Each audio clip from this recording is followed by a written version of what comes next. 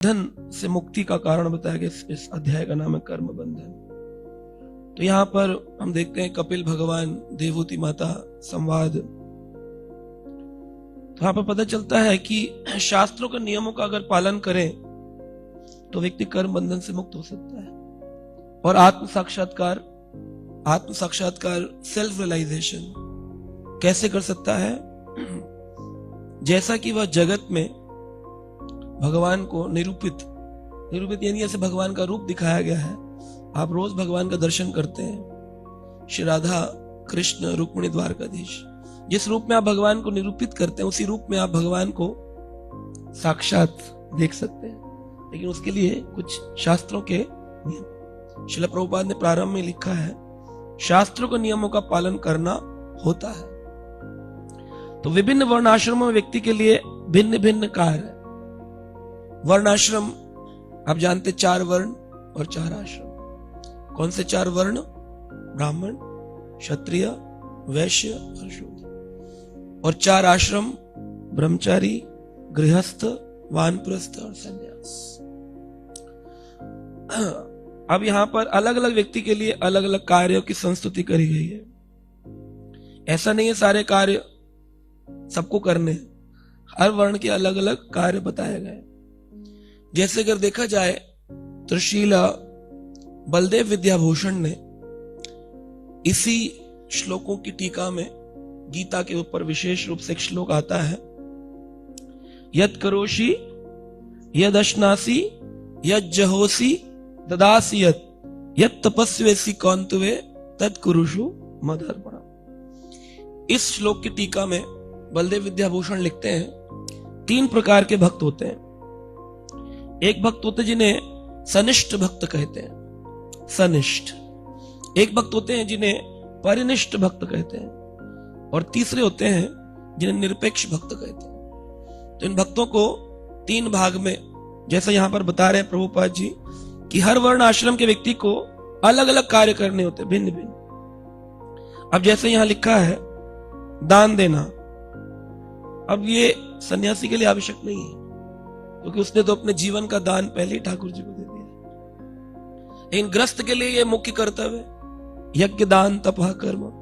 तो दान जो है वो ग्रस्त व्यक्ति के लिए सबसे मुख्य कर्तव्य है। उस ग्रस्त के बल पर ब्रह्मचारी, सन्यासी और वानप्रस्थी अपने जीवन का निर्वाह करते हैं। सन्यास ग्रहण करना अभी सबके लिए जरूरी नहीं। तो क्या कोई व्यक्ति जब तक ग्रस्त में है और सन्यास ग्रहण ना करे तो भगवत धाम जा सकता है? हाँ या ना? हाँ?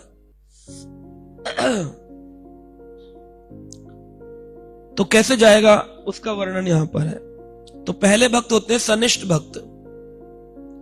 सनिष्ठ भक्त कैसे होते हैं कि वो यद करोषि श्लोक को अपने जीवन में अपनाते हैं कि जो कुछ भी मैं करता हूं यद करोषि, यानी वो आईटी में काम करता हो, लोहे की कंपनी में काम करता हो, स्टील की कंपनी में काम करता हो, झूठ बोलता हो, चीटिंग करता हो, लेकिन उसका जो फल मिलेगा तत्कुरुषु मदर्पणम्। वो भगवान को आकर 6000 रुपए की एक टाइल लगवा देता है, सुधामा सेवा। तो भगवान की सेवा में कुछ भी कर्तव्य कर, यद करोषि मतलब कुछ भी कर लो, कुछ भी कर लो, चीटिंग करो, झूठ बोलो, पैसा कमाओ, यद करोषि, जो भी तुम कुछ करते हो तत्कुरुषु मदर्पणम्, उसका फल मुझे दे दो।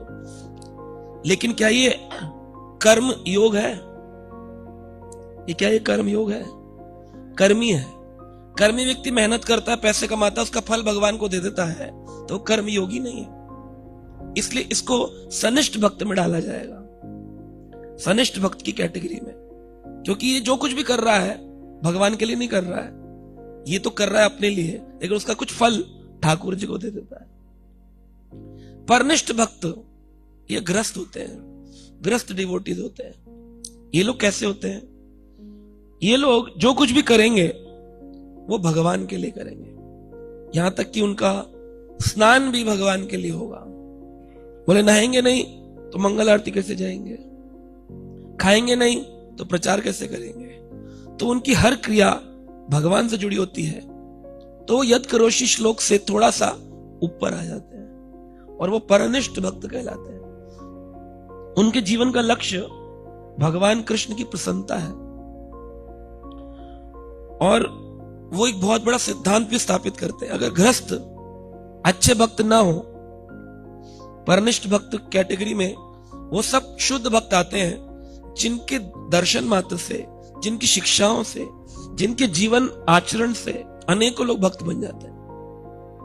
कोई गृहस्थ है, अपना जीवन अच्छा चला रहा है, भजन भी करता है, सुबह उठ के परिवार को भी देखता है, तो परिवार की क्रियाओं को वो सेकंड प्रायोरिटी देता है, पहली प्रायोरिटी है भगवान। सनिष्ठ पहली प्रायोरिटी परिवार को देता है और दूसरी भगवान को। इतना भेद है। और निरपेक्ष कैटेगरी में वो भक्त आते हैं जो ब्रह्मचारी हैं या सन्यासी हैं, जिनसे और कोई अपेक्षा नहीं की जाती कि वो घर गृहस्थी चलाएं, दान करें, लेकिन वो एक अच्छा आचरण प्रस्तुत करे, ऐसी अपेक्षा की जाती है। तो ऐसे निरपेक्ष भाव के भक्तों को तीसरी की श्रेणी में डाला गया है। अब जो ये परनिष्ठ भक्त हैं, इनके ऊपर बहुत बड़ी जिम्मेदारी होती है, क्योंकि अगर इस्कॉन भी देखा जाए तो 98% गृहस्थ कांग्रेगेशन से ही इस्कॉन चलता है। उन्हीं के दान, उन्हीं की वॉलंटियर सेवा, तो उनका आचरण कितना उत्तम होना चाहिए। तो यद करोषि श्लोक के बाद जब आप देखते हैं कि जो कुछ भी तुम करते हो, यद करोषि, यद अश्नासी, जो तुम खाते हो, अब जो कुछ खाते हो, यद अश्नासी, चाय बिस्कुट, यद अश्नासी, जो कुछ खाते हो। आदमी इस श्लोक को ले लेता है, हम लोग भी कभी कभी पैम्फलेट में केवल एक ही श्लोक डाल देते हैं, 9.27। यद अश्नासी मतलब जो कुछ भी खाते हो। इसलिए लोग कहते हैं हम तो जी प्याज का पराठा खाते हैं, वो भगवान को भोग लगा देते। ठाकुर जी क्या भगवान खाते हैं? तो बोले उससे पहले वाला श्लोक भी देखना पड़ेगा। पत्रम पुष्पम फलम तोयम यो में भक्त्या प्रयच्छति, जो भक्ति पूर्वक वही चीजें भोग लगाए जो ठाकुर जी को पसंद हो, तब वो परिनिष्ठ भक्त हुआ। लेकिन वो जो कुछ भी खा रहा है और भगवान को भोग लगा रहा है, तो वो सनिष्ठ भक्त हुआ। आप YouTube में देखेंगे, शॉर्ट्स में देखेंगे, हजारों लोगों के घरों में लड्डू गोपाल जी को चाय पिलाई जा रही है। पिलाते हैं कि नहीं? एक के तो हम गए थे कथा करने, वो चाय का भोग लगा रहा था, कह रहे हर चीज भगवान को भोग लगा के खाते हैं। यह दशनासी, श्लोक भी मालूम है उसको, लेकिन चाय पिला रहा है। क्या ठाकुर जी चाय पीते हैं? कह रहा सर्दी बहुत है, लाला को ठंड लग जाएगी। ये कौन सी भक्ति है? सनिष्ठ भक्त। भक्त तो है लेकिन सनिष्ठ है, जिसको हम लोग कनिष्ठ भी कह सकते हैं।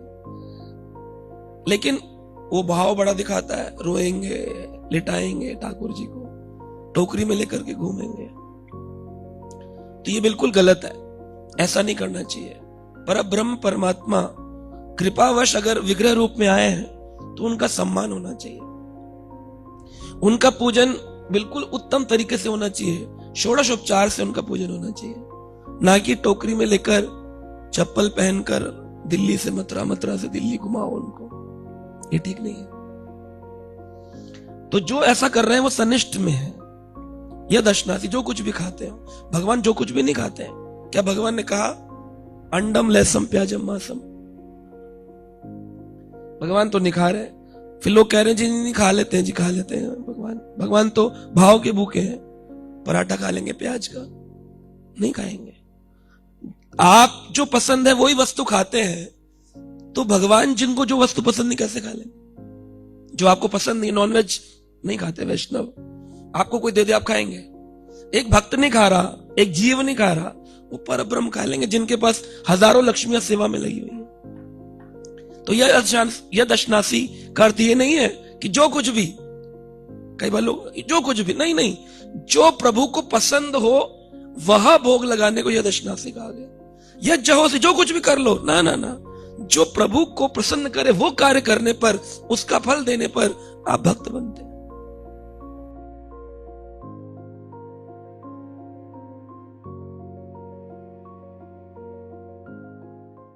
Subscribe now and press the bell icon. Never miss an update.